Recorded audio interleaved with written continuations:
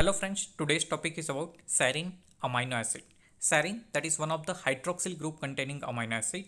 Now it is non-essential, means it is synthesized in our body. So how it is synthesized in our body, that we will look. Further, this serine that is broken down particularly into a pyruvate and hydroxypyruvate, and from that pyruvate that glucose can be generated. So this serine is also called a glucogenic amino acid. So in detail, how this serine is synthesized in our body and how that serine is working as a glucogenic amino acid, that we will look in this video. So first of all, serine, that is hydroxy amino acid, means hydroxyl group containing amino acid, same as a threonine. So serine and threonine both are the hydroxyl group containing amino acid. This serine, that is non-essential, means it is synthesized in our body. Glucogenic means from the serine carbon skeleton glucose molecule can be synthesized. So main source of serine, that is phosphoglycerate. Now, have you remember that phosphoglycerate, that is one of the intermediate of the glycolysis pathway, and this phosphoglycerate is the major source of the serine in our body. And for the formation of this serine from this phosphoglycerate, the various steps are involved like dehydrogenation, transamination and removal of the phosphate group. Now, just quick summary of glycolysis pathway: glucose to glucose 6 phosphate, fructose 6 phosphate, fructose 1,6 bis phosphate, and from that glyceraldehyde 3 phosphate and DHAP is generated. Now from this glyceraldehyde 3 phosphate, 1,3 bis phosphoglycerate, and from that 1,3 bis phosphoglycerate finally 3 phosphoglycerate is generated, and this 3 phosphoglycerate, which is the intermediate of the glycolysis pathway, and that can be utilized for the serine formation.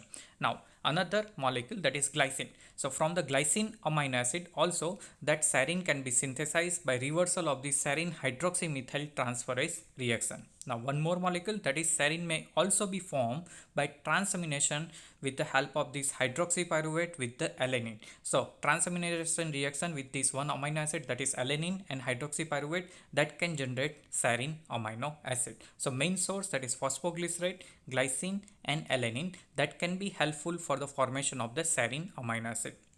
Now this alanine plus hydroxypyruvate, and that is undergo the transamination reaction, and that hydroxypyruvate will be converted into the pyruvate, and this alanine is converted into the serine. So that serine can be synthesized from the alanine amino acid. So alanine, glycine and phosphoglycerate, these are the main source. Now this 3 phosphoglycerate is first dehydrogenated, means 3 phosphohydroxypyruvate will be generated. This 3 phosphohydroxypyruvate, that will be converted to the phosphoserine by the transaminase reaction. Now this phosphoserine from that phosphate group will be removed with the help of phosphoserine phosphatase, that will remove the phosphate group, and finally serine amino acid will be generated. So main source, that is 3 phosphoglycerate, which is derived from the glycolysis pathway.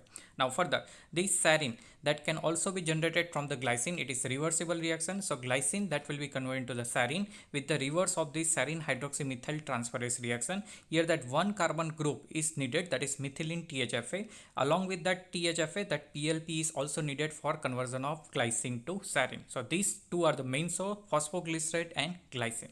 Now apart from that, these three are the main source, alanine, glycine and this phosphoglycerate. When this serine is catabolized, then what happens? So first this serine, that will be deamination, means amino group will be removed, and that can be converted into the pyruvate. So serine to pyruvate, that is easily by the deamination reaction.